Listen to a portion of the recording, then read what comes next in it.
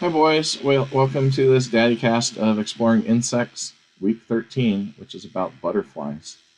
The image on the screen is swallowtail butterflies, and all the other images in this chapter are also the swallowtail.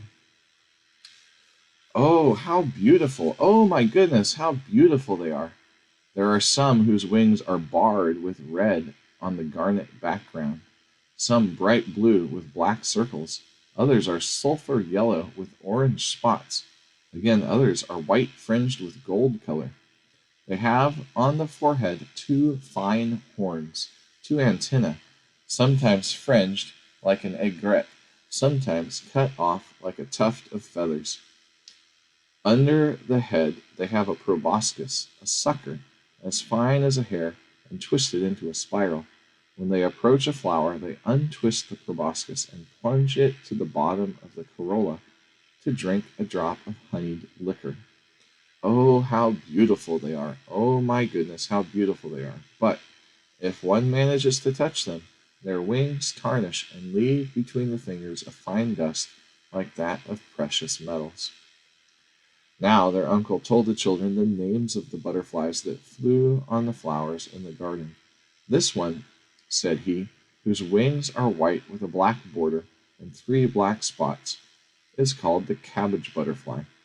This larger one, whose yellow wings, barred with black, terminate in a long tail, at the base of which are found a large rust-colored eye and blue spots, is called the swallowtail. This tiny one, sky blue above, silver gray underneath, sprinkled with black eyes in white circles, with a line of reddish spots bordering the wings, is called the argus."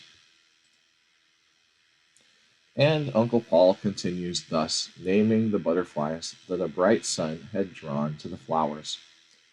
"The argus ought to be difficult to catch," observed Emile. "He sees everywhere. His wings are covered with eyes." The pretty round spots that a great many butterflies have on their wings are not really eyes, although they are called by that name. They are ornaments, nothing more. Real eyes, eyes for seeing, are in the head. The argus has two, neither more nor fewer than the other butterflies. "Claire tells me," said Jules, "that butterflies come from caterpillars. Is it true, uncle?" "Yes, my child.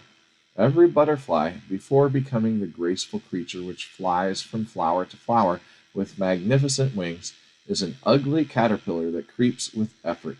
Thus the cabbage butterfly, which I have just shown you, is first a green caterpillar which stays on the cabbages and gnaws the leaves. Jacques will tell you how much pains he takes to protect his cabbage patch from the voracious insect. For, you see, caterpillars have a terrible appetite. You will soon learn the reason. Most insects behave like caterpillars. On coming out of the egg, they have a provisional form that they must replace later by another. They are, as it were, born twice: first imperfect, dull, voracious, ugly; then perfect, agile, abstemious, and often of an admirable richness and elegance. Under its first form, the insect is a worm called by the general name of larva. You remember the lion of the plant lice, the grub that eats the lice of the rosebush, and for weeks, without being able to satisfy itself, continues night and day its ferocious feasting? Well, this grub is a larva that will change into a little lace-winged fly, the Hemerobius, whose wings are of gauze and eyes of gold. Before becoming the pretty red ladybird with black spots, this pretty insect, which, in spite of its innocent air, crunches the plant lice, is a very ugly worm, a slate-colored larva, covered with little points, and itself very fond of plant lice.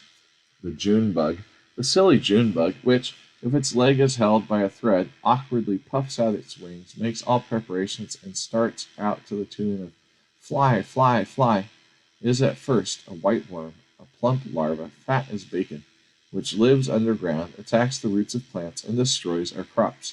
The big stag beetle, whose head is armed with menacing mandibles shaped like the stag's horns, is at first a large worm that lives in old tree trunks.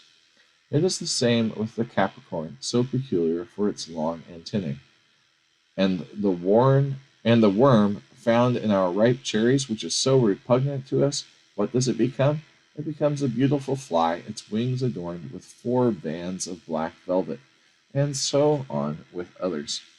Well, this initial state of the insect, this worm, first form of youth, is called the larva. The wonderful change which transforms the larva into a perfect insect is called metamorphosis. Caterpillars are larvae. By metamorphosis, they turn into those beautiful butterflies whose wings, decorated with the richest colors, fill us with admiration.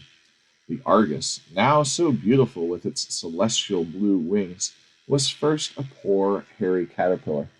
The splendid swallowtail began by being a green caterpillar with black stripes across it and red spots on its side.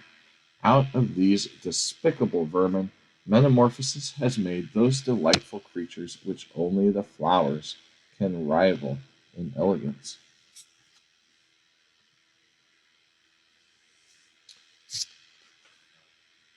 You all know the tale of Cinderella. The sisters have left for the ball, very proud, very smart. Cinderella, her heart full, is watching the kettle. The godmother arrives. Go, says she, to the garden and get a pumpkin. And behold, the scooped out pumpkin changes under the godmother's wand into a gilded carriage. Cinderella, says she again, open the mousetrap. 6 mice run out of it and are no sooner touched by the magic wand than they turn into 6 beautiful dappled gray horses. A bearded rat becomes a big coachman with a commanding mustache. 6 lizards sleeping behind the watering pot become green bedizened or gaudily dressed footmen who immediately jump up behind the carriage. Finally, the poor girl's shabby clothes are changed to gold and silver ones, sprinkled with precious stones. Cinderella starts for the ball in glass slippers. You apparently know the rest of it better than I. These powerful godmothers, for whom it is play to change mice into horses, lizards into footmen, ugly clothes into sumptuous ones, these gracious fairies who astonish you with their fabulous prodigies, what are they, my dear children, in comparison with reality, the great fairy of the good God, who, out of a dirty worm, object of disgust, knows how to make a creature of ravishing beauty. He touches with his divine wand a miserable hairy caterpillar, an abject worm that slobbers in rotten wood, and the miracle is accomplished. The disgusting larva has turned into a beetle all shining with gold, a butterfly whose azure wings would have outshone Cinderella's fine toilette.